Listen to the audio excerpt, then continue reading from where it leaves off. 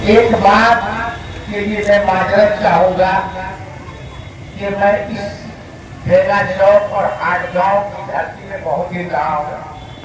बहुत मुकामी हजरात ऐसे बुजुर्ग हैं और मोतबर लोग हैं, सब खड़े हैं इस गुस्ताखी के लिए। आज इस भेगा चौक की सरजमीन पर मजलिस-ए-इत्तेहादुल के बैनर तले इस प्रोग्राम के बानी अबूजर साहब और यहाँ पर मंच पर बैठे मुखिया शमीम साहब, सरपंच नूरुद्दीन साहब, बहुत सारे लोग हाजिर मजलिस, पर्दा नशी मेरी माँ और बहनें, जहाँ तक मेरी आवाज जा रही है मैं सबको दिल की गहराई से इस्तकबाल करता हूँ और मुबारकबाद देता हूँ। आज का इस प्रोग्राम का नशिस्त मजलिस-ए-इत्तेहादुल मुस्लिमीन के बैनर तले आगामी चुनाव 2025 जो आपको अक्टूबर और नवंबर में संपन्न होगा, इसको लेकर आज हम आप लोगों से रूबरू हैं। एक बात है कि यहाँ आज नया चुनाव नहीं होने वाला है। चुनाव 79 साल से हो रहा है और 17वें विधानसभा का चुनाव हुआ, लेकिन जिस विधानसभा में हम हैं, कहीं न कहीं हमको एक चीज का आकलन करना होगा कि हमने अपने विधानसभा में जिन लोगों को जिताया और जिन लोगों को हम लोगों ने हिस्सेदारी की और यहाँ पर बरसरे इक़्तिदार किया, क्या वो आदमी हम लोगों के लिए फायदेमंद रहा? विकास किया कि नहीं किया? कहीं न कहीं इस बात पर हम लोगों को गौर फिक्र करने की जरूरत है, जो कि हाथ विधानसभा जब अमल में आया और 79 साल हो गया, इसमें अकेले एक ही परिवार के लोग, मरहूम तस्लीम साहब के परिवार 56 साल इस जोकीहाट का विकास हुआ, जहाँ जो स्थिति में था पहले आज भी वही है। हम कभी बाढ़ की रास्ते झेलते हैं, कभी रोड की जर्जर हालत रहती है, कभी अंचल और ब्लॉक की हालत घुसखोरी का सीमा पार किया हुआ है। जो अस्पताल है क्या उसमें वो सुविधा है? आखिर इसका जिम्मेदार कौन? कहीं न कहीं किसी को जिम्मेदारी तो लेनी होगी। आज चुनावी मौसम है, बहुत लोग यहाँ पर ऐसे हैं जो पिछला हिसाब किताब को पीछे ढकेल कर और जनताओं को गुमराह करने की कोशिश की जा रही है और गुमराह करा जा रहा है। एक माननीय है जो सफराजम 4 बार के विधायक हैं और 1.5 साल के एमपी हैं, वो आते ऐसे भेगा चौक में कहते हैं कि जमहूरियत है ये, जमहूरियत में जनता मालिक है, और कहता है कि जनता का सरकार होगा जनता। क्या आप जमहूरियत जब हिंदुस्तान आजाद हुआ 1947 को 15 अगस्त 1947 और हमारा संविधान भी 1950 26 जनवरी को बनके तैयार किया, क्या वो जमहूरियत नहीं थी? वो जमहूरियत थी, लेकिन एक बात और वो जोर देकर कहता है, सीमांचल को सबने लूटा और सबने ठगा। 20 साल आप है विधायक के रूप में, आप महोत्सव पार्लियामेंट से लेकर विधानसभा तक 40 साल का लंबा उम्र तय किया। आपका छोटा भाई 7.5 साल विधानसभा में और इस जोकीहाट विधानसभा में एमएलए के रूप में बरसद एक प्रधान लूटा किसने। आज जमहूरियत की क्यों बात है? उस वक्त भी जमहूरियत था, लेकिन जमहूरियत को साकार करने वाला यही व्यक्ति है। जब वो लालटेन की सरकार थी, दंगल सरकार, तो क्या कहता था? खाता ही वही जो कहे बाहर का वही सही। उस वक्त आपको ये जमहूरियत याद नहीं आती। आज आप कहते हैं कि आप जमहूरियत में इस तरह हाथ करके कहता है आप मालिक है। उस वक्त भी यही जनता मालिक था और ये जमहूरियत में हर दिन ये मालिक रहेगा। लेकिन तानाशाही ऐसी थी, उनके सामने कोई व्यक्ति जरूरत नहीं करता था मुखालफत करने की।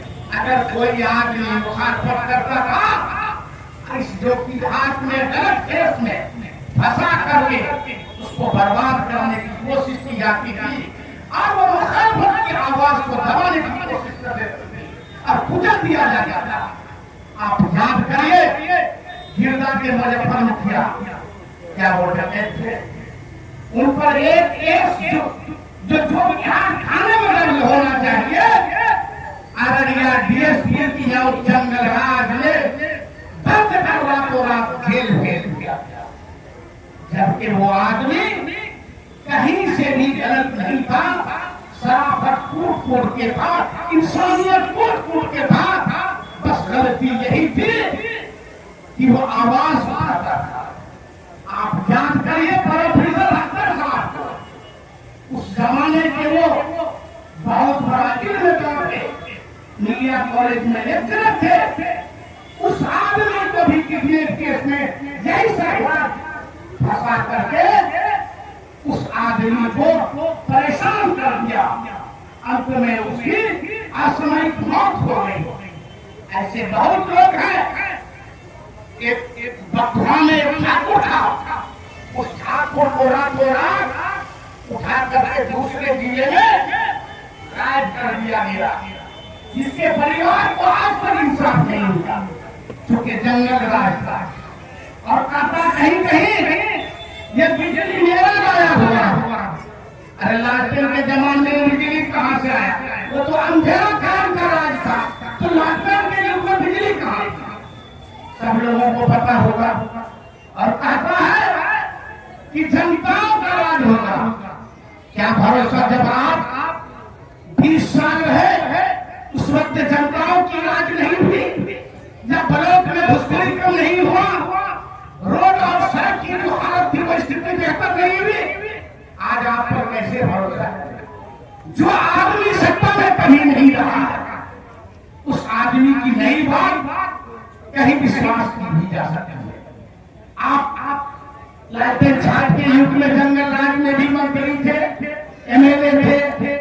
आप नीतीश कुमार के सरकार में भी 2 बार एमएलए रहे।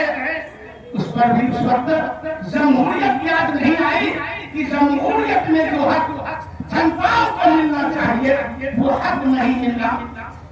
आज आप जमहूरियत की बात करते हैं, जनताओं की बात करते हैं।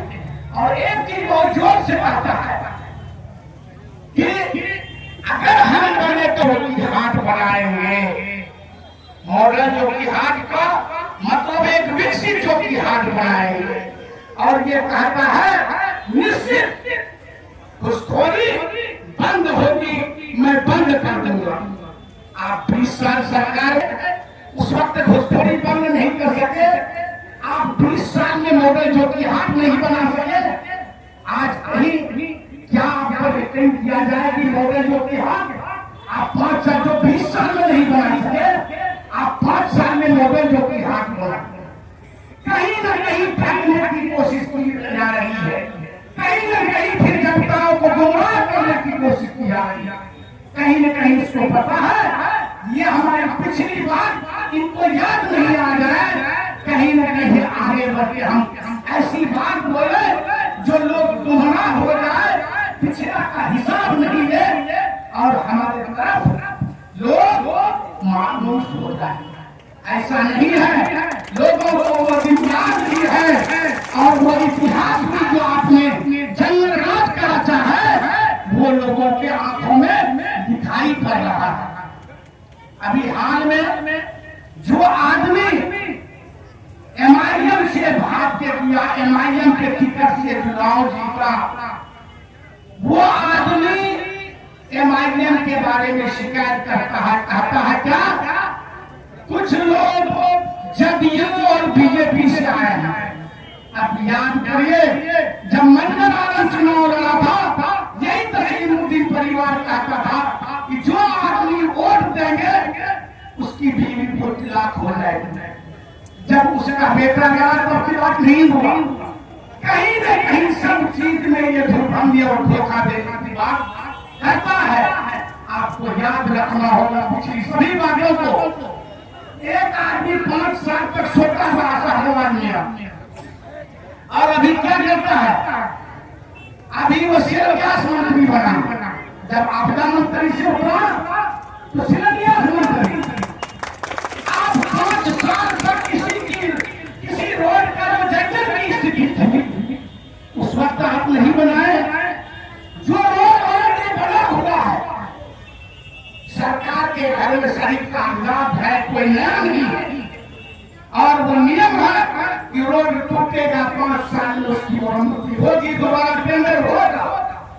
तो बनाया हुआ रोड का मेंटेनेंस तो होता है इमारत रोड, आप उसको शिलान्यास करके लोगों को बेवकूफ बनाना चाहते हैं। आपने कितने रोडों का चौड़ीकरण किया, कहाँ पर नया बनाया, किस जगह स्टेट हाईवे बनाया, तब एक आपकी काबिलियत की बात हुई। आपने अपने अंतिम समय में जो रोड मरम्मती का है उस रोड में शिलान्यास कर रहे हैं।